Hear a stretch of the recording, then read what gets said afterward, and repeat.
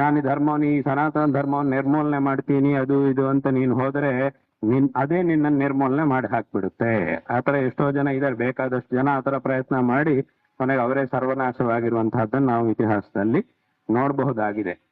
ಧರ್ಮ ಏವ ಹತೋ ಹಂತಿ ಧರ್ಮೋ ರಕ್ಷತಿ ರಕ್ಷಿತಃ ತಸ್ಮಾತ್ ಧರ್ಮೋ ನಹಂತವ್ಯ ಮಾನೋ ಧರ್ಮೋ ಹತೋ ವಧಿ ಅಂತಂದ್ರೆ, ಧರ್ಮವನ್ನು ನೀನು ರಕ್ಷಣೆ ಮಾಡಿದ್ರೆ ಅದೇ ನಿನಗೆ ಒಂದು ದೊಡ್ಡ ಬಲವಾಗಿ ಅದು ನಿನ್ನನ್ನು ಸದಾಕಾಲ ಕಾಪಾಡುತ್ತೆ. ಅದೇ ಧರ್ಮವನ್ನು ನೀನೇನಾದ್ರೂ ತೊಂದರೆ ಮಾಡ್ಲಿಕ್ಕೆ ಹೋದ್ರೆ, ಅದನ್ನೇನಾದ್ರೂ ನಿರ್ಮೂಲನೆ ಮಾಡ್ತೀನಿ ಅದು ಇದು ಅಂತ ಏನಾದ್ರೂ ಮಾಡ್ಲಿಕ್ಕೆ ಹೋದ್ರೆ ಅದು ನಿನ್ನನ್ನು ನಿರ್ಮೂಲನ ಮಾಡುತ್ತೆ.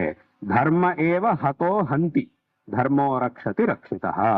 ಯಾವತ್ತೋ ಈ ಒಂದು ಧರ್ಮದ ಬಗ್ಗೆ ನಮ್ಮ ಶಾಸ್ತ್ರಗಳಲ್ಲಿ ಹೇಳಿದ್ದಾರೆ.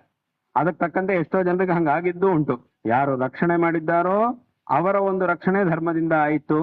ಯಾರು ಇದನ್ನು ಏನೋ ತೊಂದರೆ ಮಾಡ್ಲಿಕ್ಕೆ ಹೋಗಿದ್ದಾರೋ ಅವರಿಗೆ ತೊಂದರೆ ಆಗಿದ್ದನ್ನು ನಾವು ಲೋಕದಲ್ಲಿ ಬೇಕಾದಷ್ಟು ನೋಡಿದ್ದೀವಿ.